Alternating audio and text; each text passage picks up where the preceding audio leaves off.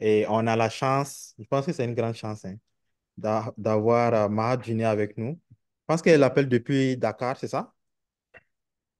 En fait, salut tout le monde, ça va? J'espère que vous me recevez. Oui, on entend bien. Merci, excellent. Je vous salue de l'Afrique du Sud. Maintenant, je suis à Johannesburg OK. et c'est toujours un plaisir d'être connecté avec mes frères et mes sœurs pour discuter une thématique assez importante et assez complexe comme la gouvernance de l'intelligence artificielle en Afrique, surtout en Afrique francophone. Ouais, Vu la spécificité de notre région et ce qui se passe chez nous par rapport à ce qui se passe en Afrique anglophone. OK. Donc, je suis très contente pour rejoindre ce panel et débattre Mhm. notre vision et comment on veut la gouvernance de l'IA dans notre région. Super. Donc, merci encore, Maha Djini, d'être là. Je pense qu'on ne va pas tarder parce que on était assis, on attendait. Sûrement, il y a des gens qui se demandaient qu'est-ce qui se passe. Donc, on va te donner directement la parole pour que tu nous déroules tout ce que tu as à nous dire et on va te poser des questions à la fin. J'espère que c'est bon comme ça. Oui, avec un grand plaisir et je veux bien que la conférence sera assez interactive et plus agile. Donc, je commence. Voilà. Salut, encore pour une deuxième fois. Je suis Maha. Je travaille en tant que Project Officer à AU NEPAD, à l'Agence africaine de développement. Et je suis consultante et experte en intelligence artificielle, dans les politiques de l'intelligence artificielle. Surtout, je fais plus de plaidoyer pour une utilisation équitable, responsable de l'intelligence artificielle en Afrique. J'ai étudié l'IA en Chine. Je me suis spécialisée en Applied Technology. Après, en 2020, j'étais de retour à Montpellier. Donc, j'ai travaillé en tant que consultante en transformation digitale. Donc, je connais très bien les problématiques du terrain en Afrique en termes en termes d'infrastructure, ainsi que la partie juridique et le manque de développement humain, ce qui se dégage trop aujourd'hui dans le domaine de tech.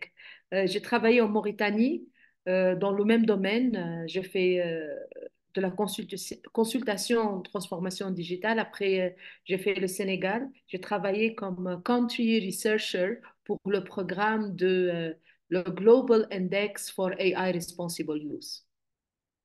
Donc, j'ai fait le country reporting, le monitoring, l'évaluation, la documentation sur la stratégie nationale de l'IA au Sénégal, ce que je considère un projet innovant, ainsi que c'est un flagship project pour la région et c'est une référence pour nous, les Africains francophones et tous les Africains, le fait d'avoir une vision claire sur comment utiliser l'IA comme une locomotive pour le développement du pays, le développement de capital humain, ainsi que l'IA peut-être sera, si on sait bien catalyser l'IA et qu'on l'intègre pour une bonne gouvernance, peut-être un catalyseur pour la prospérité du pays avec le respect de la souveraineté digitale et la souveraineté nationale de nos chers pays. Maintenant, je suis en Afrique du Sud. Je travaille pour l'Agence africaine de développement, AUDA NEPAD. Voilà, je pense que vous connaissiez tous l'Union africaine et AUDA NEPAD, c'est l'organe exécutif de projet de l'UA, notamment Agenda 2063 et projet PIDA, ainsi de suite. Alors, mes frères m'ont contacté. On m'a dit, Maha, on organise une semaine pour discuter la gouvernance de l'IA. Et comme c'est un domaine, je ne veux pas dire à la mode, mais tout le monde en parle, on discute. Les réglementations, la charte de l'UNESCO, la stratégie de l'Union africaine pour l'intelligence artificielle. Il y a un débat international, il y a des initiatives mondiales pour réglementer l'intelligence artificielle ainsi que pour protéger la souveraineté nationale du pays. Et si je parle de la souveraineté nationale, je me réfère au grand livre là de Éric Sadin, un philosophe français qui a écrit en 2014 La siloconisation du monde. C'est un livre qui discute et qui prédit comment les Américains vont contrôler le monde à travers les nouvelles technologies. Ce livre a été produit en 2014. Hein. Après des années, il y a un autre philosophe français qui s'appelle Pierre Bellanger, qui a publié un autre livre dont on discute la souveraineté digitale. Et c'est un livre de référence où on définit la souveraineté digitale qui a été considérée comme le futur de chaque nation et si on protège notre souveraineté digitale, on protège en même temps notre souveraineté territoriale. Et je vois que la souveraineté, c'est le pilier aujourd'hui de gouvernance de l'intelligence artificielle. Parce qu'on parle d'un continent et des pays qui ont des problèmes au niveau de l'infrastructure. De un, de deux, ce ne sont pas eux qui produisent la technologie.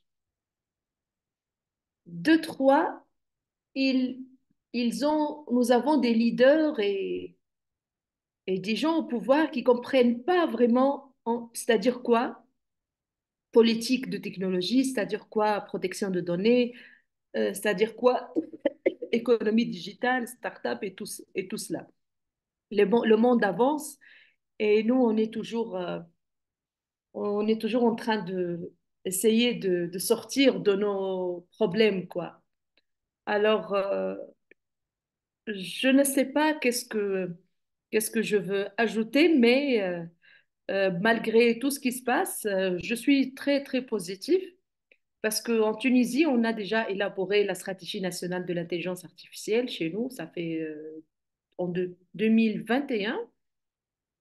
Après, avec le développement de ChatGPT et de Generative AI, la stratégie n'est pas assez développée. Par contre, on a un autre projet qui s'appelle Race AI, qui est en partenariat entre gouvernement et GIZ pour soutenir le secteur privé, pour avoir une industrie, pour essayer de créer ce qu'on appelle aujourd'hui l'industrie 4.0, l'industrie de quatrième révolution industrielle. Ce qui me rend quand même positif parce que la Tunisie a une vision bien industrielle, l'utilisation de l'IA pour l'industrie, ce qui est la même vision que l'Égypte partage avec leur stratégie nationale de l'intelligence artificielle. L'Égypte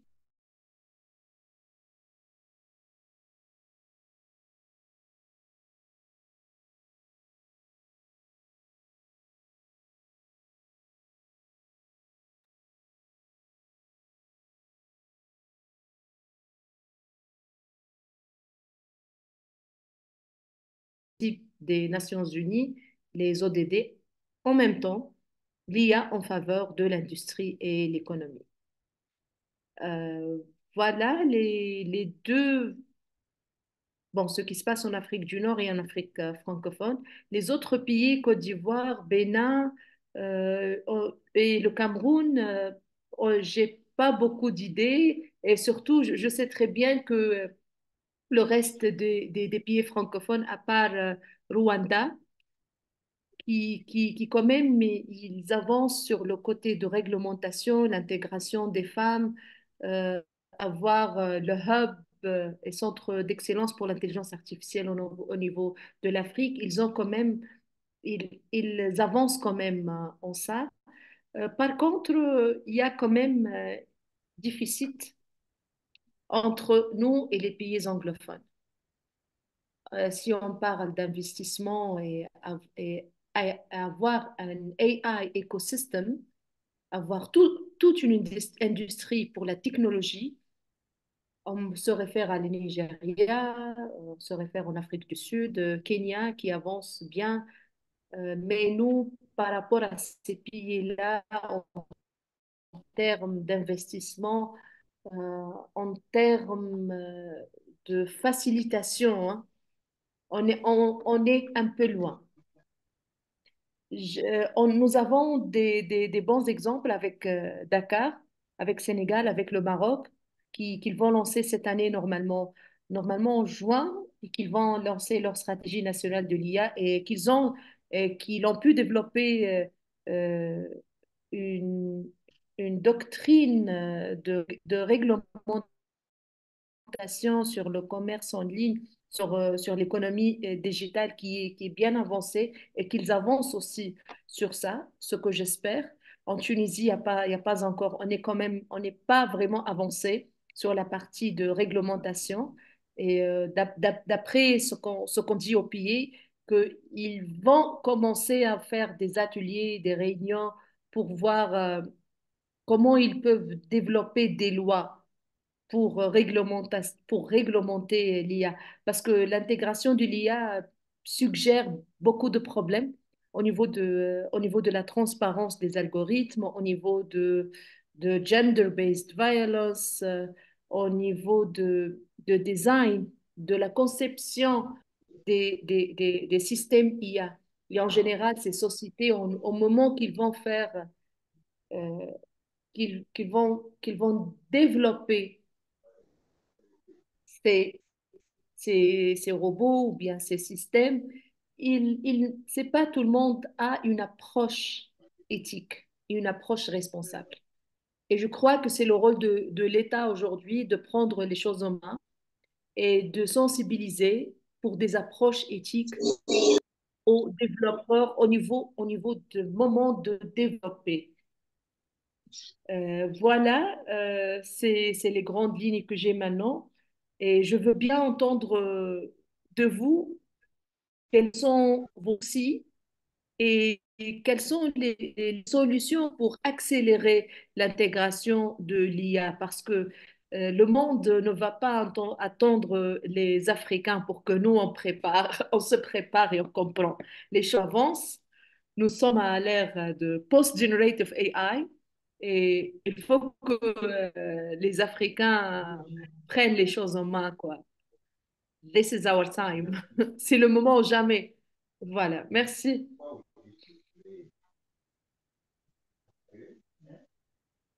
Ok, merci Maha. Je suis Alban Ouedraogo, je remplace Amon pour quelques minutes. D'accord, Oui, merci pour cette introduction à la gouvernance de l'IA en Afrique. Nous allons ouvrir la phase des questions. Est-ce que dans l'assistance, il y a des questions après cette introduction? Bon, pas encore, mais moi j'ai une question. Euh, tu, vas-y. tu as parlé de l'importation des outils d'IA en Afrique et qu'il faut qu'on s'assure que ces outils-là soient éthiques. Moi, je me demande, est-ce que ça ne passe pas aussi par justement la formation des experts locaux et que les États subsahariens commencent à faire confiance à l'expertise locale? Oui, ça fait partie des problèmes de la transformation digitale elle-même, en grand. Un moment qu'on a commencé à passer de phase de l'économie classique vers l'économie digitale, toutes les solutions qui ont été implémentées et les sociétés qui ont pris le marché étaient des sociétés européennes ou bien américaines. Généralement, pour nous, les francophones étaient des sociétés françaises. Après, les systèmes bug parce que la solution n'est pas locale.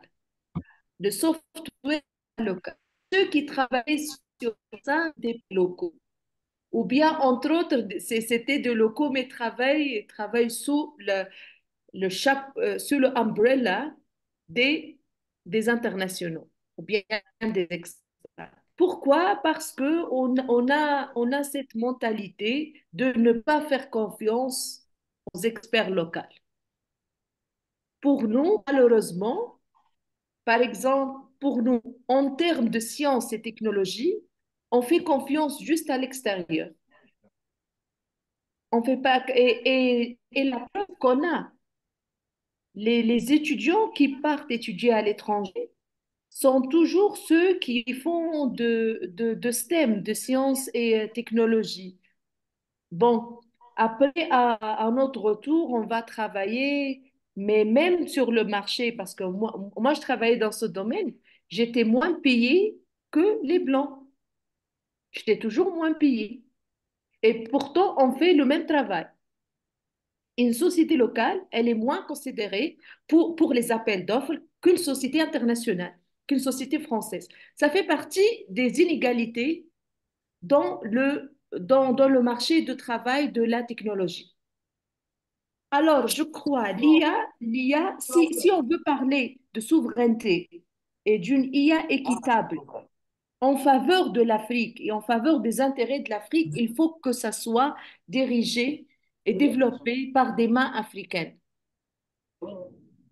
Il faut que nous, même nous en tant que des ingénieurs, des experts, etc., il faut qu'on soit encouragés à postuler, à travailler pour les instances africaines.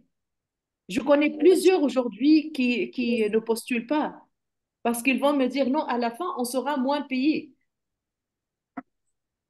Donc, ça fait partie de problématiques. Je crois que c'est le corps des problèmes. Nous avons une start-up tunisienne.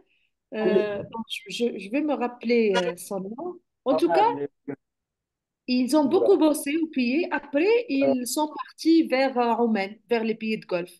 Il y a plusieurs aujourd'hui. En Tunisie, on passe par la phase de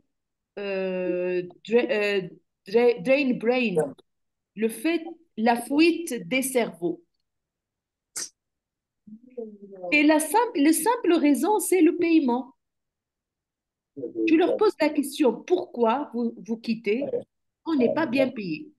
Donc à cause de ce problème-là, de ce phénomène africain, on est en train de voir d'autres problématiques, qui est la fuite de cerveau, qui est le manque d'inégalité, qui est la fuite des solutions. Oui, je suis tout à fait d'accord avec vous. Il faut qu'on a plus de chances, il faut qu'on a une équité dans le paiement. Après, ça va nulle part. Si aujourd'hui on n'a pas bien réussi notre transformation digitale parce qu'on n'était pas dirigé par les mains des Africains, parce que les solutions de transformation digitale n'étaient pas locales. Et maintenant, le même problème-là se reproduit avec l'intelligence artificielle et avec notre vision, nos plans de s'intégrer et intégrer l'industrie de 4.0. Oui, please, Mubarak. Bonjour à tous. Mhm. Merci pour cette intervention. Bon, je me présente rapidement. Donc, moi, c'est Moubarak Zouré. Je suis docteur en informatique et architecte cloud. Euh, j'ai une question simple. En fait, je voulais savoir, est-ce qu'à l'échelle africaine, il y a des programmes de financement pour développer des modèles d'intelligence artificielle souverains? Parce qu'il faut reconnaître que bon, les intelligences artificielles, LLM, telles qu'on les connaît aujourd'hui, ChatGPT, Mistral, ainsi de suite, ça demande quand même un gros investissement si on voit l'investissement qui est derrière. Et donc, je voulais savoir si on a prévu ou il y a déjà des programmes de financement, des gros projets comme ça, en vue pour développer une intelligence artificielle souveraine. Parce que pour moi, en fait, si on ne développe, on n'investit pas rapidement et qu'on ne développe pas ça rapidement, la question de souveraineté va se poser rapidement dans le sens où bon, l'intelligence artificielle, quand c'est pas nous qui la maîtrisons, pour qu'elle puisse te donner un output, il faut lui donner un input. Et pour moi, la question de la souveraineté va se poser rapidement au niveau du input. C'est-à-dire, le input, ça peut être des données d'entreprise, ça peut être des données classées confidentielles État, ben, pour qu'ils puissent te produire le résultat. Donc, je vois que, bon, on pourrait être à l'avenir, en tout cas, bloqué par ça, où, bon, il y a des intelligences artificielles américains, français, je sais pas, indiens, mais on ne peut pas donner le input parce que, voilà, on n'est pas confiant de comment nos données vont être utilisées. Merci beaucoup pour votre retour. En fait, au Sénégal, dans la stratégie nationale de l'IA, le gouvernement a fait, est en train de travailler sur un projet de financement pour les startups et les chercheurs pour qu'ils développent des solutions IA souveraines et responsables pour le continent. Donc, le fonds sera lancé à la fin de 2024, je crois. Donc, et ça, c'est comme j'avais dit, ça, c'est le rôle de gouvernement et le rôle de dirigeants de secteur privé pour qu'ils facilitent ça. Et il y a aussi en Égypte, il y a le Majlis al-A'la pour les technologies, il y a le Haut Conseil pour la technologie qui est sous ministère de l'Industrie. Aussi, il lance des fonds pour ça. Il y a aussi en Tunisie le ministère de la Technologie qui finance des projets pareils, ainsi que de la stratégie nationale de l'IA. On a recommandé des fonds publics, des fonds, et vraiment, je dois mettre l'accent pour ça, hein, sur ça. Il faut que les fonds soient publics, soutenus et encadrés par l'État pour que ces solutions répondent aux besoins locaux. Parce qu'il y a aussi un phénomène que parfois on développe des solutions qui ne sont pas adéquates à ce qu'on demande. Parmi les solutions que j'aime beaucoup, je félicite les Sénégalais pour ça, c'était Wolof for AI. C'était une application, une initiative pour développer des solutions IA et utilisation de l'IA en langage Wolof. Le Wolof, c'est une langue nationale sénégalaise, une langue très propagée dans la sous-région, en Mauritanie, au Sénégal, au Gambie, on la parle partout dans la sous-région. Et c'était magnifique de voir des solutions IA avec le langage autochtone africain. Parce que si aujourd'hui on parle de souveraineté, pour moi, la souveraineté commence par la culture, commence par le fait que moi, je peux utiliser la technologie avec ma langue et avoir des solutions IA soutenues et appuyées par l'État. Ça va aussi renforcer le langage local parce que parmi les problèmes là, Moubarak, ce qu'on a, c'est que les gens qui ne parlent pas bien français ou bien qui ne parlent pas anglais, ils ne peuvent pas apprendre la technologie. N'est-ce pas, non? Ça fait partie des problématiques. Aujourd'hui, si on veut avancer pour des programmes de LLM ou programmes de Generative AI, il faut vraiment que tu maîtrises l'anglais, même pas le français. Il faut que vraiment tu sois anglophone. Sinon, tu peux pas. Alors, nous, dans le domaine des technologies, nous avons un effort double à faire. Il faut qu'on maîtrise une autre langue. En même temps, il faut qu'on traduise ces données, les informations qu'on a, cette knowledge, à un autre langage local pour que vraiment on sait démocratiser les connaissances, pour qu'on puisse partager les connaissances. Donc pour moi, il faut que ces solutions répondent à mes besoins locaux. Le premier besoin local, c'est favoriser la présence de la technologie et favoriser l'utilisation de l'IA au sein de la communauté. Nous sommes des pays centralisés. Le Sénégal, La bonne connexion existe qu'à Dakar. Là, en Tunisie, la même chose, hein. Si tu quittes Tunis-Ville, tu quittes Sfax, tu quittes les pays centrales, tu ne peux même pas avoir d'électricité dans des certaines régions. Il y a toujours, hors de la capitale, hors des villes, il n'y a pas de bonne électricité, il n'y a pas de bonne infrastructure, il n'y a pas de connexion. Alors, comment je peux demander aux gens d'apprendre, des jeunes apprendre, si moi, je ne travaille pas et je ne trouve pas des solutions pour qu'ils puissent avoir accès à l'Internet et pour qu'ils puissent apprendre avec leur langue natale? Parce que vraiment, c'est compliqué aujourd'hui. Je pars à un monsieur, bien à une dame qui ne parle que Wolof et je lui demande d'utiliser l'Internet pour son business. N'est-ce pas? Non, ça se passe. Et puis on se rend compte que le monsieur, bien la dame, ne comprennent pas. Ils ne communiquent qu'avec leur langue. Et ça fait partie de notre souci aujourd'hui. Il faut démocratiser l'éducation de l'intelligence artificielle. Il ne faut pas que la technologie reste science pour les élites, reste un secteur rien que pour ceux et celles qui ont étudié à l'école française ou bien que leurs parents étaient capables de leur payer des cours à l'école américaine. Il faut que la technologie et l'IA soient à tout le monde. Et ça se commence si on met fin à la barrière des langues. Merci.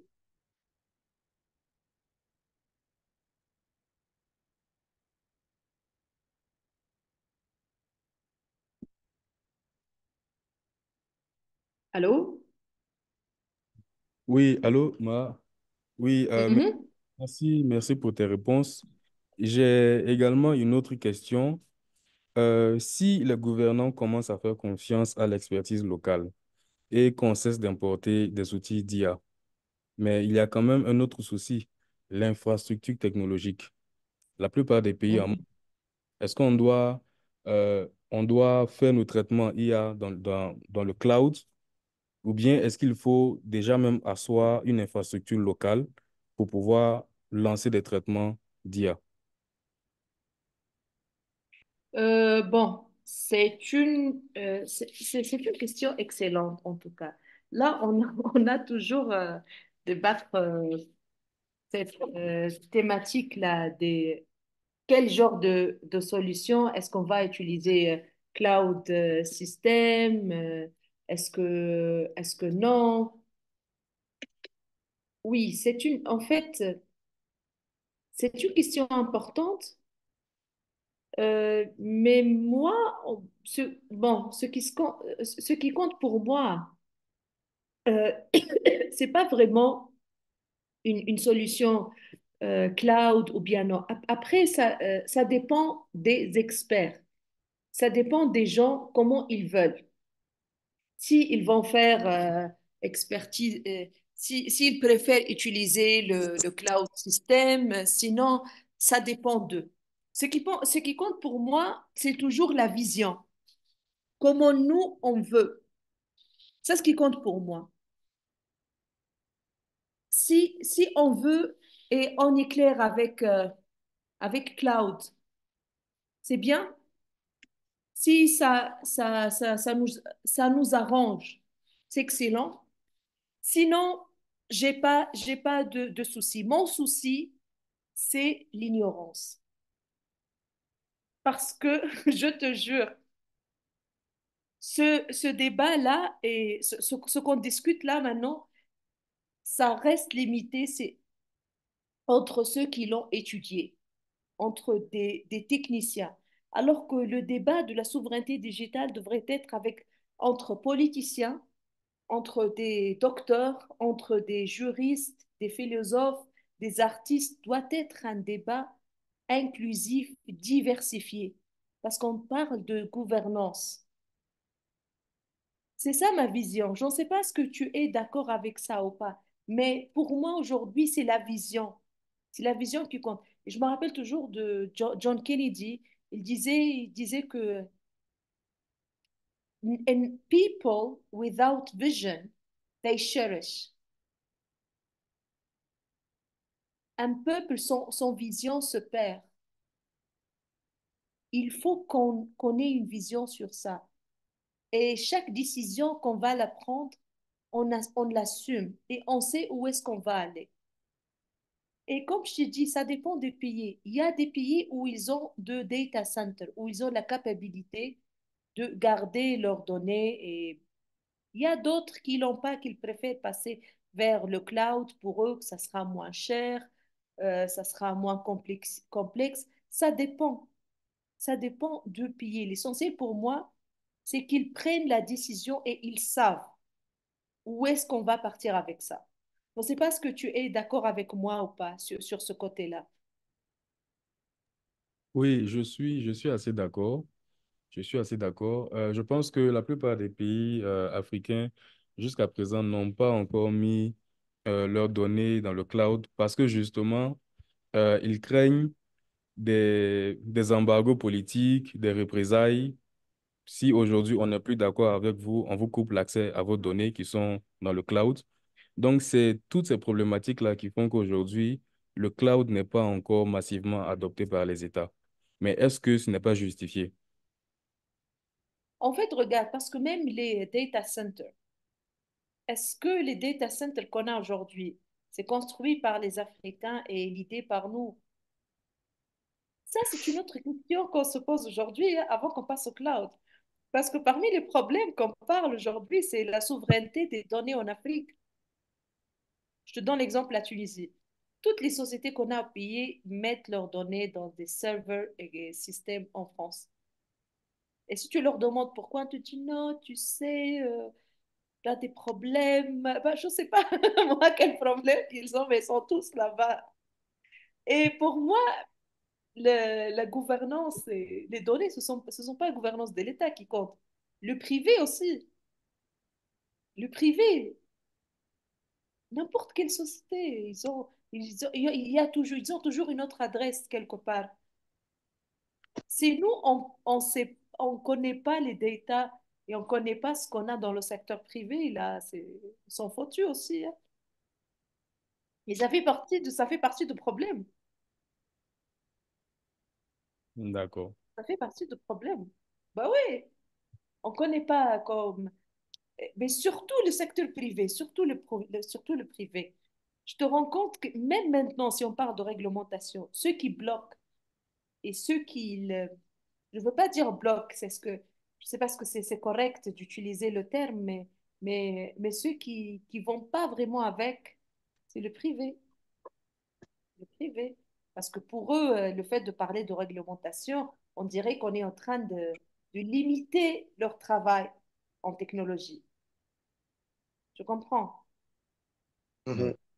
Parce que pour eux, ce qui se compte, c'est la production. C'est pas le développement humain, c'est pas les intérêts des États, c'est leur intérêt, c'est le capital. Alors que nous, on parle de public interest. Il faut vraiment avoir c'est pas compromis, mais avoir une piste d'entente avec le privé. Au Mhm. Kenya, par exemple, au Kenya, un moment c'est passé le janvier passé, hein, au moment qu'on a présenté au Parlement kenyan une charte pour réglementer l'utilisation et la production des robots au niveau du Parlement de Kenya, a été refusée par les sociétés et les startups kenyennes. Ils ont dit Mhm. non, il n'en est pas question. Parce qu'ils ont dit que ces réglementations vont limiter notre production, on n'est pas prêt pour ça. Ils ont dit des excuses. Bon, et c'est la même chose en Tunisie, hein, même chez nous. Au moment qu'on a parlé d'utilisation éthique et responsable et la souveraineté, etc., c'est le privé qui, qui n'est pas vraiment à 100% d'accord. Parce que pour eux, c'est comme j'ai dit, pour eux, c'est combien ils vont gagner. Ils s'en foutent de reste.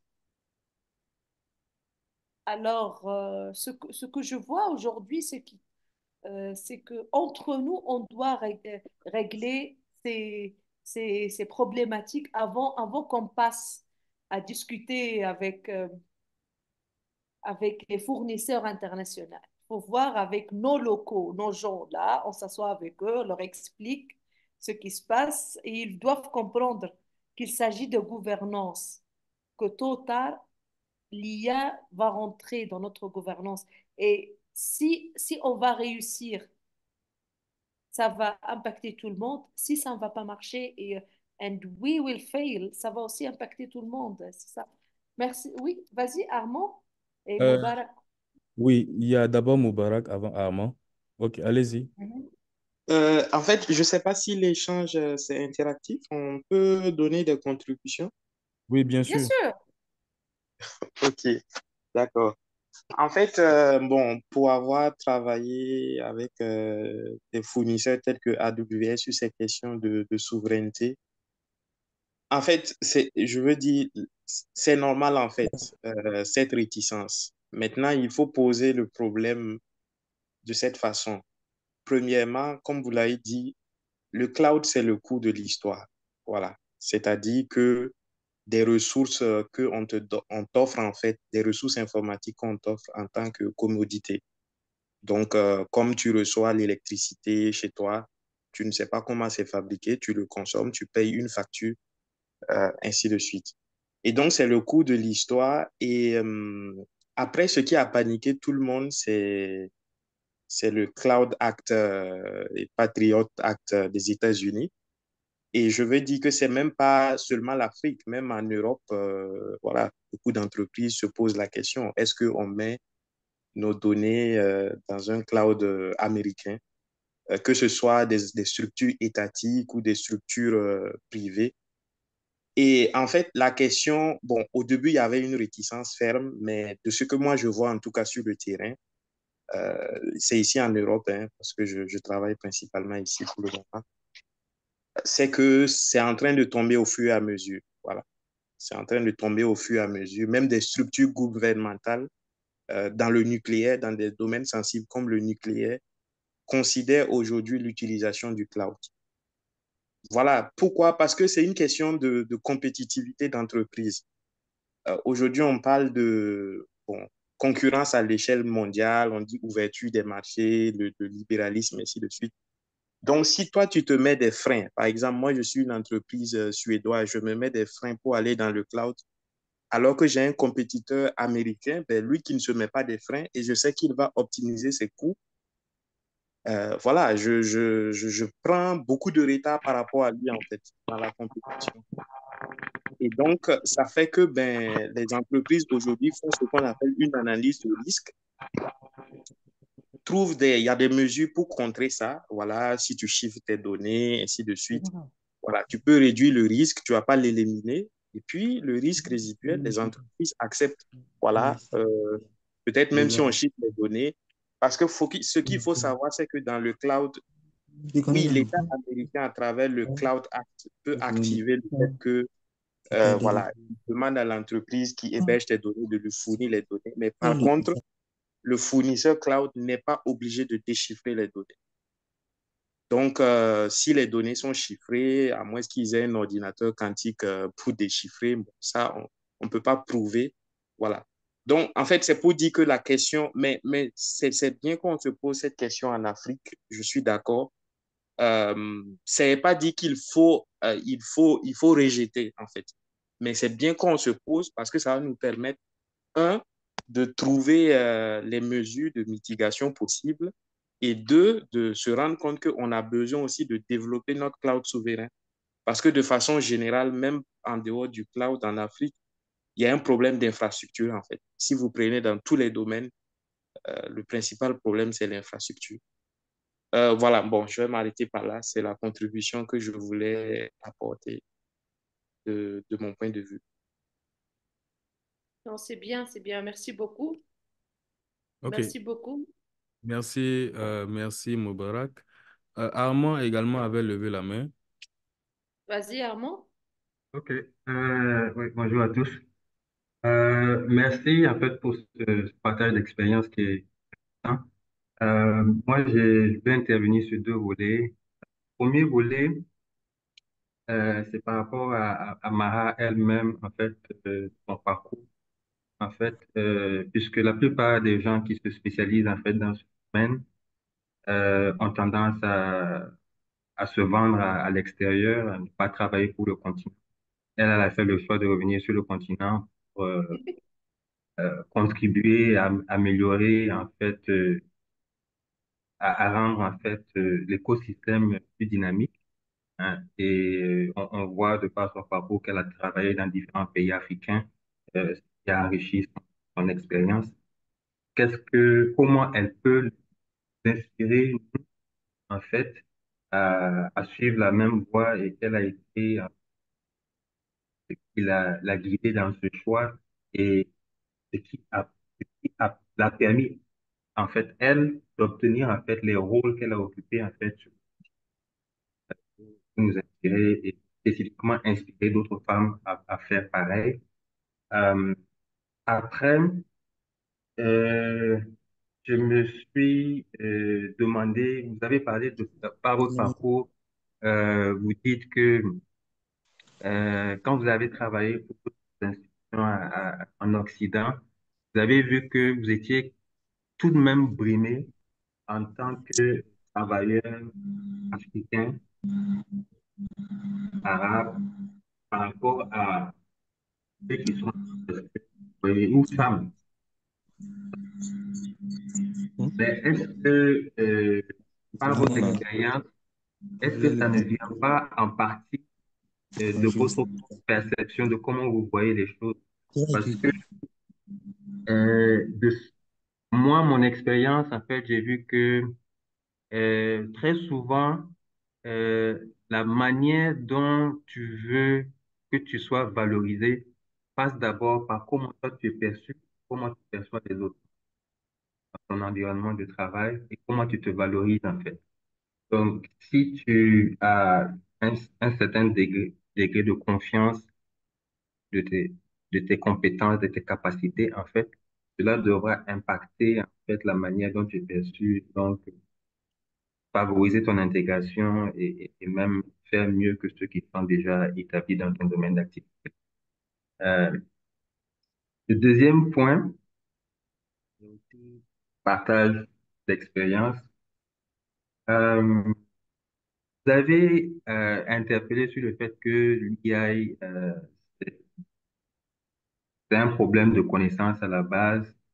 Ça m'a interpellé parce que quand on regarde comment les choses ont évolué, au début, on disait oui, après l'an 2000, il ne faudra pas seulement savoir lire, écrire en français, euh, langue internationale, il faudra savoir utiliser l'ordinateur. Et aujourd'hui, on passe de l'ordinateur à savoir maîtriser les outils de l'intelligence artificielle. Donc, on passe à un autre niveau de connaissance qui est encore plus et qui demande que justement on fasse, on baisse les barrières linguistiques, comme vous avez partagé, et toute autre barrière, en fait, à l'accès à cette connaissance-là. Donc, de mon point de vue, quand tu regardes l'IA, euh, la base de l'IA, c'est la donnée, c'est la connaissance, c'est le partage, en fait. Donc, c'est une technologie qui se repose sur ça, en fait. Et, et moi, ce que je perçois, c'est que le problème de l'Afrique, c'est d'abord un état d'esprit. Parce que pour mettre, il faut d'abord accepter, partager, donc c'est-à-dire documenter. Beaucoup en Afrique, l'état d'esprit n'est pas tourné vers la documentation, vers la création de données pour construire, tirer des insights de ces données-là. On n'a pas cette culture, en fait. Ça s'illustre bien par le fait que justement, quand tu regardes la contribution de l'Afrique dans les brevets dans le monde, c'est moins de 1%.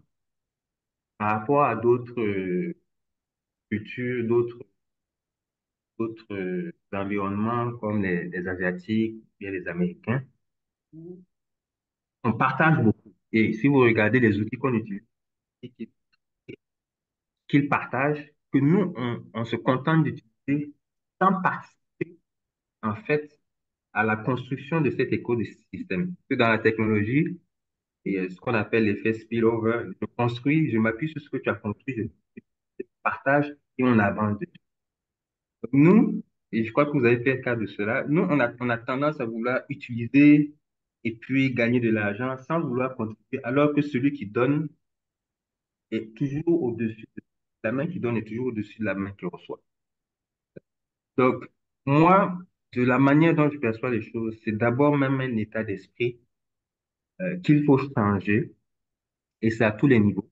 Donc, au niveau utilisateur, au niveau entreprise, au niveau des gouvernants, des, des- des lawmakers, des juristes et autres, pour arriver justement à construire cet écosystème favorable d'innovation, qui est favorable justement au développement et à l'utilisation de.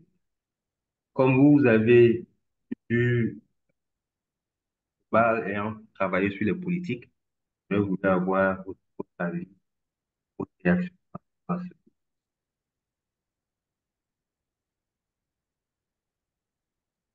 Merci, merci Armand. Très bonne question. Oui, en tout cas, c'était une très longue question. Je ne sais pas si Ma a pu quand même capter l'essence de sa question. Si... C'est Non, non, c'est bien, question-réaction, c'est bien. hein, c'est réaction. OK. C'est bon, Donc, c'est bon. oui, oui. Merci beaucoup, Armand. Merci pour votre remarque.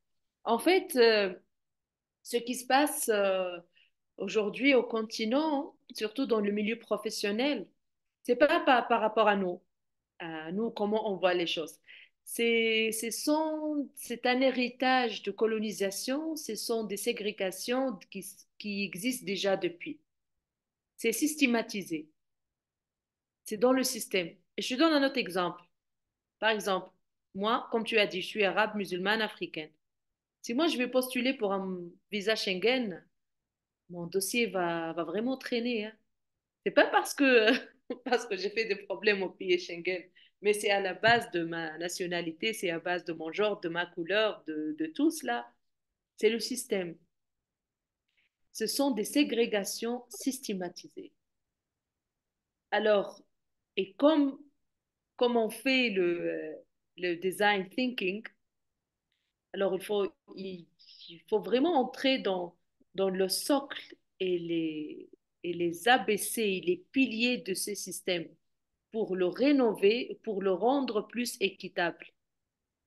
Si moi je parle de ça, je parle d'équité de salaire, oui, parce qu'on passe par ça. Parce qu'un expert local qui est né en Afrique ou bien dans un autre pays et qui parle sa langue locale n'est pas payé, il n'est pas considéré comme un expert blanc qui est né à Paris ou bien whatever. Ce sont des choses systématisées. Pour cela, n'importe quelle transition, si elle n'est pas accompagnée par les valeurs humanistes, les valeurs de l'Afrique, les valeurs du peuple africain, on ne peut pas se bénéficier de ça. On ne peut pas. Aujourd'hui, si je m'identifie en tant que francophone, c'est pas parce que moi j'ai aimé la langue française, non, parce que mon pays était une ancienne colonie française. C'est ça le système de l'appartenance, ou bien, comment dirais-je, qu'on est, qu'on, qu'on est en train de développer des politiques qu'on l'a héritier, c'est pas qu'on l'a choisi. Je ne sais pas est-ce que ma réponse est claire pour vous ou pas. Parce que si on parle de la souveraineté, aujourd'hui, c'est par rapport à quoi? C'est par rapport à la colonisation, c'est par rapport au contrôle des forces extérieures sur notre économie. C'est pour cela qu'on mentionne le mot, mentionne toujours souveraineté, décolonisation, pour se libérer d'abord de l'héritage colonial, pour se libérer aussi des dettes qu'on a. Je viens d'un pays qui est endetté à la famille. Et je ne veux pas que la technologie nous donne plus de dettes. Je veux que la technologie trouve des solutions pour ces dettes. Le pays fait ses investissements pour avoir un capital humain, pour trouver de jobs et des opportunités de travail pour les jeunes. Après, ces jeunes experts quittent le pays pour travailler dans d'autres instances. Et ils ont aussi leur raison pour ça, parce qu'ils ne trouvent pas de l'équité salariale. Donc, il faut vraiment trouver des, des solutions qui maintenant se lèvent au moment qu'on parle de la gouvernance de la technologie. Merci. Merci, Mara. Je crois que Oui, voilà, j'avais posé une question par rapport au parcours.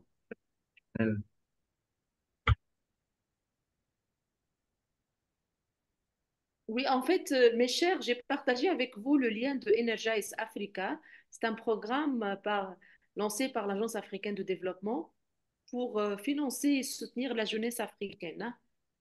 Ainsi, c'est mon compte LinkedIn parce que si vous voulez qu'on contacte après, et d'ailleurs, je partage pour toujours des opportunités sur mon compte. Donc, ça fait plaisir qu'on reste en contact. d'accord, merci. Moi, j'ai encore une question pour toi. Euh, Vas-y. il y a environ un mois, l'Union européenne a adopté l'AI Act pour Mhm. réguler l'IA au sein de l'Union européenne. Qu'est-ce que tu en penses? Oui, AI Act is wonderful. D'ailleurs, on a discuté de ça partout. On l'a bien discuté pour la question de protection de données, pour la question de surveiller les êtres humains et genre, question de genre, égalité, équité.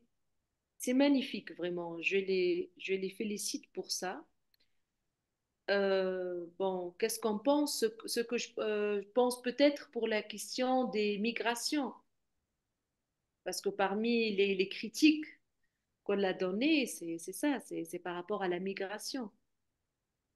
Parce que AI Act n'a pas mentionné, ou bien ceux qui ont parlé, les Européens qui ont parlé de AI Act, n'ont pas parlé de la ségrégation que nous, étrangers, ou bien que les étrangers en France, ils passent parce que ils sont, parce que les data elles-mêmes, des, les data qui existent et le système qui existe ne garantit pas un processus équitable et égal pour eux, surtout aux chances de travail, aux chances d'avoir des bourses, au niveau des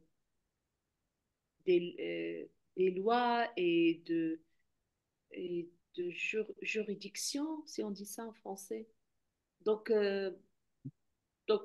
bon, pour les Français, ça peut, après tout, le processus pour le faire, le EU Act, c'était un processus très démocrate. Si tu regardes le site web, comment ils ont travaillé, comment ils ont fait les débats, comment les étudiants ont participé, comment les chercheurs ont fait des workshops, comment ils ont lobbyé pour leurs droits, c'était un processus magnifique. Il y avait de la pensée derrière, il y a des visions philosophiques de chaque pays, comment l'Allemagne voit l'IA, comment la France regarde l'IA et regarde la protection en corrélation avec la protection de données par rapport à la CNIL, euh, comment les Italiens aussi considèrent. C'est magnifique. Alors, par rapport à nous, nous les Africains, qu'est-ce qu'on veut? On vient de lancer la stratégie de l'Union africaine de l'IA et je ne vois pas assez des francophones là-bas. On fait de la ségrégation entre nous. C'est la question qui se pose. Les Européens, ils sont sur la bonne, ils sont sur la bonne voie parce que leur processus était démocrate. Ça représente toute l'Europe. Ils ont pris leur temps. Alors nous, est-ce que ce que tu vois aujourd'hui des stratégies au nom de l'Afrique, est-ce que ça couvre tout le continent? C'est la question qui je pose. Ben, j'en sais pas. Il faut que nous, à l'échelle des instances africaines, qu'on soit plus démocrate entre nous et plus ouvert entre nous. Et ainsi que l'acte de l'Union européenne, il faut qu'il garantisse les droits des migrants. Il ne faut pas que ces technologies et que et ces robots renforcent de plus en plus le racisme et la marginalisation de communautés immigrées en France. C'est ça la question pour moi. Et là, je ne sais pas, je n'ai pas de réponse sur ça. D'accord. Merci pour ton avis. Il y a Amon qui veut poser une dernière question. Vas-y. Avant que je parte, hein. Vas-y. Voilà, donc merci encore pour ces interventions et merci à ceux qui sont en ligne. Alors, peut-être la dernière réponse que tu as apportée me permet de mentionner l'Union africaine euh, parce que tu es actuellement à Ouda, Nepad. Vous avez fait sortir une proposition de stratégie africaine de l'intelligence artificielle. Peut-être tu peux nous en parler rapidement. Et aussi, j'allais profiter, parler il y a un sujet que vous avez mentionné ici, c'est les infrastructures locales ou le cloud. Je pense que l'année passée, il y avait un expert en cloud qu'on avait invité qui disait le plus important, c'est la sécurité des données. C'est pas là où les données se trouvent.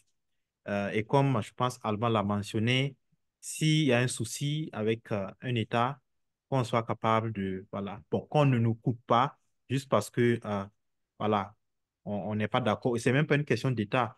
Moi, personnellement, j'ai été enlevé d'une plateforme parce que je suis du Burkina, parce que le Burkina était sur la liste noire, parce que subitement, on était des pays à coup d'État. Donc, ça Oui. impacte l'État, mais ça impacte les individus, hein. Donc, j'allais mentionner cet aspect sécurité, pas seulement pour les États, mais les individus. Comment nous-mêmes, on peut protéger nos données. Et c'est dans ce sens-là que je vais peut-être suggérer et peut-être aussi et te demander ton avis par rapport à la convergence des technologies. On parle par exemple de la blockchain qui nous permet de sécuriser nos données, même si les données ne sont pas avec nous. Est-ce que converger l'IA à la blockchain, est-ce que la blockchain n'est pas une solution à ces questions de souveraineté, de sorte que, bon, même si les données des Burkinabés sont sur la planète Mars, que Elon Musk ne décide pas que, OK, on va couper voilà, les données de ceci ou cela, est-ce que la blockchain ne peut pas être une solution qu'on peut explorer pour non seulement avoir la souveraineté nationale, mais aussi la souveraineté individuelle? Donc, voici deux points que j'allais mentionner. Donc, la stratégie africaine et puis la souveraineté individuelle. Voilà, merci. Merci Armand, merci pour votre question. Donc d'abord pour la stratégie de l'Union africaine de l'IA, je ne crois pas qu'au bout de 5 minutes que je peux le faire. Alors, je propose qu'on fasse un autre webinaire pour en discuter. I think it would be much better. Alors, D'accord? euh, comme le thème de l'année, c'est la souveraineté, donc on peut placer un jour pour spécifiquement la Oui. stratégie de l'IA. Et ça tombe bien, tu es là-bas, donc tu vas nous expliquer tous les détails et puis voilà. Effectivement, effectivement. Donc, je vais ramener le rapport et on me le partage et on discute ça, d'accord? Ce sera magnifique. On peut organiser une journée pour la stratégie nationale, bon, pour la stratégie de l'Union africaine. Ça.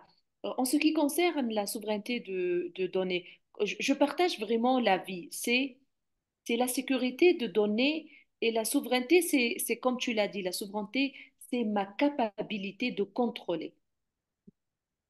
Je me rappelle l'année passée, j'étais invitée sur un panel sur la souveraineté de d'État en Afrique.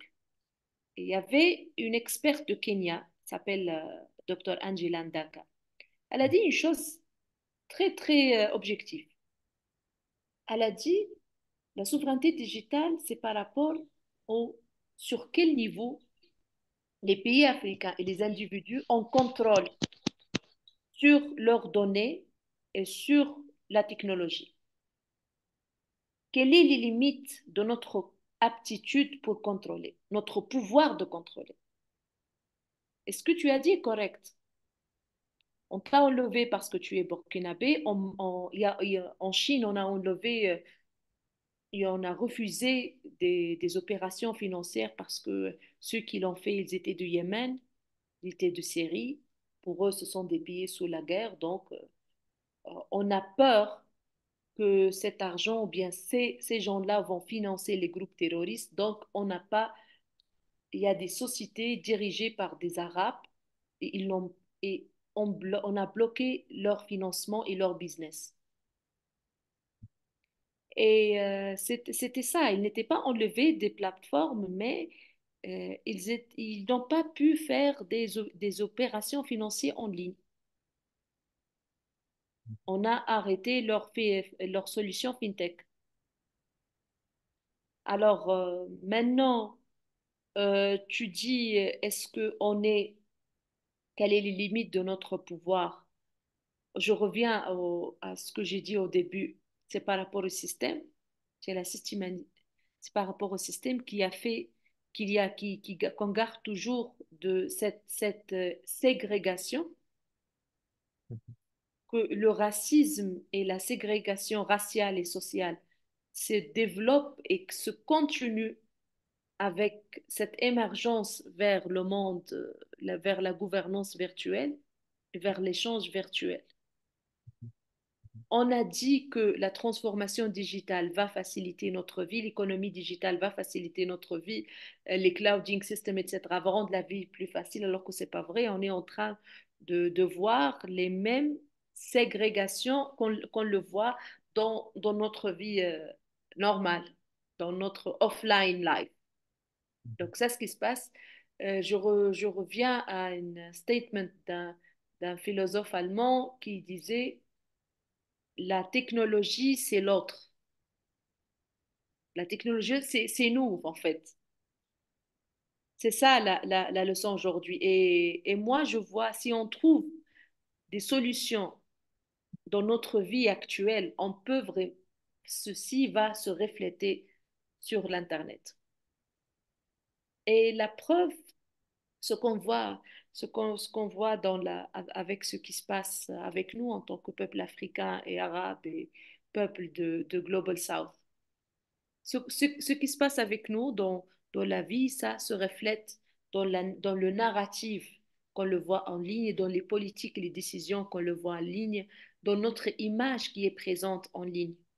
J'aime beaucoup un exemple. Si par exemple tu tapes le nom d'un enfant africain, l'IA va te donner un enfant maigre qui n'a pas de quoi manger. Si tu tapes le nom enfant européen, tu vas voir des enfants qui sont très beaux, sont jolis et qui jouent au jardin d'enfants.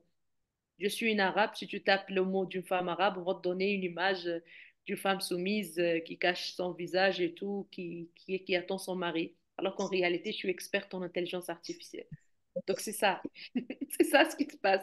C'est la continuation des stéréotypes, c'est la continuation de notre marginalisation. Et pour cela, on lutte pour une technologie responsable.